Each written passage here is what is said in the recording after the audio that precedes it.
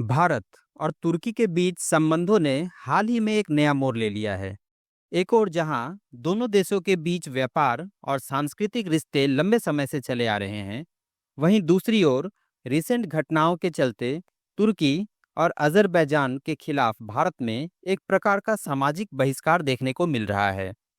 इस बॉयकॉट से किसको क्या नुकसान होगा और भारत में होने वाले नुकसान का भरपाई कैसे किया जाए, इसे इस वीडियो के माध्यम से समझते हैं। नमस्कार, मैं पंकज, आप सभी का मेरे इस YouTube चैनल पर स्वागत है।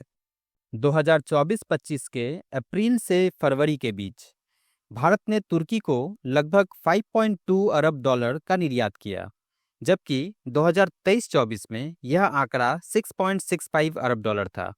यह भारत के कुल निर्यात का लगभग 1.5% है।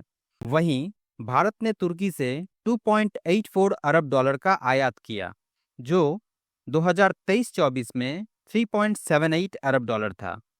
यह भारत के कुल आयात का मात्र 0.5% है। इस तरह भारत को तुर्की के साथ व्यापार में सरप्लस प्राप्त हो रहा है। जिन्हें सरप्लस के बारे में नहीं पता, उनके लिए बता दूं कि जब एक्सपोर्ट इंपोर्ट से ज़्यादा हो तो उसे सरप्लस कहते हैं। भारत से तुर्की को भेजे जाने वाले प्रमुख प्रोडक्ट्स में खनिज ईंधन, ऑटो पार्ट्स, मशीनरीज, दवाइयाँ और कपास शामिल हैं। वहीं तुर्की से भारत में आने वाले प्रमुख उत्पादों में खनिज तेल, सोना, मार्बल्स, एप्पल, सब्जियां, सीमेंट और केमिकल्स आते हैं। चलिए कुछ खास चीज़ों को ब्रीफली समझते हैं। तुर्की भारत को सेब का एक बड़ा आपूर्ति करता है। सिर्फ एक पुणे जैसे शहर का एग्जाम्पल को देखें तो पुणे जैसे शहरों में तुर्की से आने वाले सेब से हर साल पुणे का फल बाजार लगभग 1,000 करोड़ से 1,200 करोड़ का व्यापार करता है। लेकिन हाल ही में तुर्की और अजरबैजान के खिलाफ चल रहे बॉयकॉट अभियान के चलते इस व्यापार में भारी गिरावट देखी जा रही है। भारत में आने वाले मार्बल का 70% हिस्सा तुर्की से आता है। तुर्की भारत को हर साल लगभग 14 से 18 लाख टन मार्बल एक्सपोर्ट करता है, जिसकी कीमत 2,500 करोड़ से 3,000 करोड़ तक होती है। हर 2 से 3 साल में हम भारतीय एक नया विदेशी पर्यटन स्थल खोज निकालते हैं। इसी क्रम में हाल के वर्षों में तुर्की एक अच्छा हॉलिडे डेस्टिनेशन बन गया है।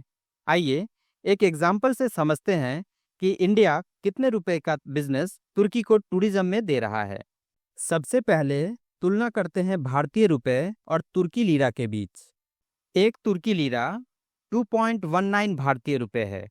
इसलिए तुर्की को भारतीय पर्यटकों के लिए किफ़ायती माना जा सकता है, खासकर अगर यात्रा की योजना सावधानीपूर्वक और बजट के अनुसार बनाई जाए।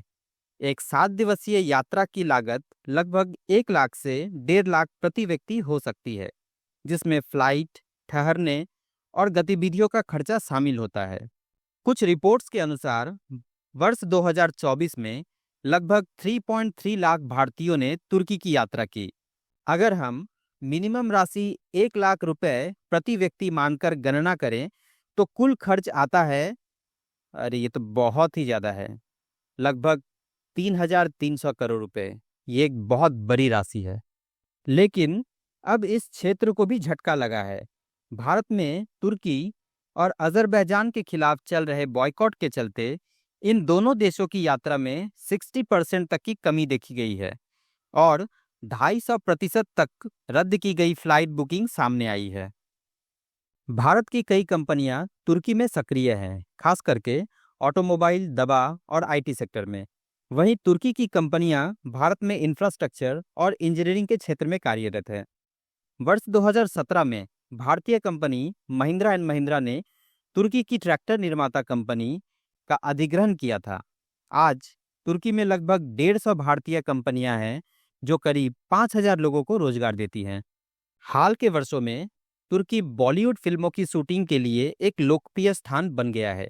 कई मशहूर फिल्में जैसे रेस 2, एक था टाइगर, अजब प्रेम की गजब कहानी, बेबी, लालसी चड्ढा और दिल धड़कने दो की शूटिंग तुर्की के विभिन्न स्थानों पर हुई है।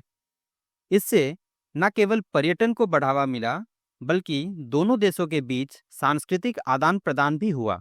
संभवतः इस क्षेत्र में भी तुर्की को नुकसान होगा। इन सब के साथ 2023 में हुए एक इंसिडेंट को भी जान लेना जरूरी है। 6 फरवरी 2023 को जब तुर्की में भूकंप आया था, तो भारत ने मानवीय सहायता के रूप में ऑपरेशन दोस्त शुरू किया। भारत ने 6 C-17 सैन्य विमानों के जरिए 250 से अधिक विशेषज्ञ कर्मी, राहत सामग्री और चिकित्सा सहायता तुर्की भेजी। भारतीय टीम ने वहां जान बचाने वाली सर्जरी और राहत कार्यों में अहम भूमिका निभाई थी। भारत के तरफ से इतना सहयोग मिलने पर भी तुर्की ने भारत को क्या दिया, ये भी जान लेना जरूरी है। हाल ही में तुर्की के राष्ट्रपति ने पाकिस्तान के प्रधानमंत्री को प्रिय भाई कहते हुए समर्थन जाहिर किया। उन्होंने लिखा, तुर्की और पाकिस्तान के बीच भाईचारा दुनिया के सबसे मजबूत संबंधों में से एक है। हम पाकिस्तान की स्थिरता और शांति को अत्यधिक महत्व देते हैं।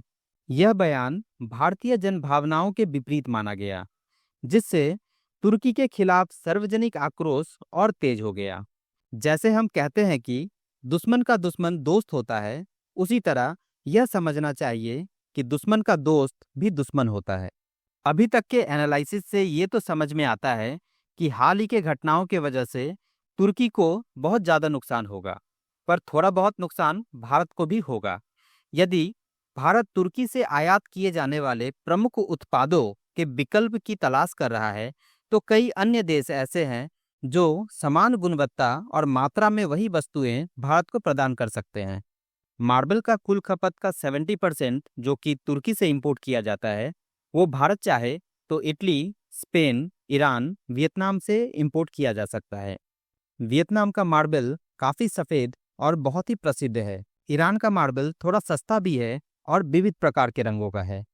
भारत में एप्पल तुर्की के अलावा ईरान, अमेरिका, चिली, न्यूजीलैंड से इंपोर्ट किया जाता है। भारत चाहे तो एप्पल का इंपोर्ट इन देशों से बढ़ा सकता है।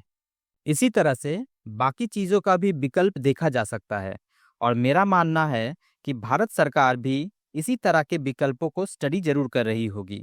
इसमें आपका क्या मानना है, ये कमेंट करके जरूर बताइएगा। भारत और तुर्की के बीच व्यापारिक और सांस्कृतिक रिश्ते गहरे और विविध रहे हैं, चाहे वह सेव और संगमरमर हो, आईटी और ट्रैक्टर निर्माण हो, या बॉलीवुड की शूटिंग। तुर्की भारत के कई क्षेत्रों में शामिल रहा है। हालांकि राजनीति और कूटनीतिक बयानबाजी के चलते दोनों देशों के बीच संबंधों में ठंडापन आया है, और इस बॉयकॉट के कारण भारत को मिनिमम पर तुर्की को ज़्यादा नुकसान देखने को मिलेगा। पर अब यह देखना बाकी है कि यह बहिष्कार केवल एक भावनात्मक प्रतिक्रिया बनकर रह जाएगा या इसका दीर्घकालीन असर भी होगा। तो चलिए फिलहाल इस वीडियो को यहीं पे एंड करते हैं। अगर आप मेरे इस चैनल पे नए हैं तो प्लीज़ चैनल को सब्सक्राइब करें, वीडियो को लाइक और शेयर करें। आपसे अगले वीडियो में मिलेंगे, तब तक के लिए नमस्कार, जय हिंद।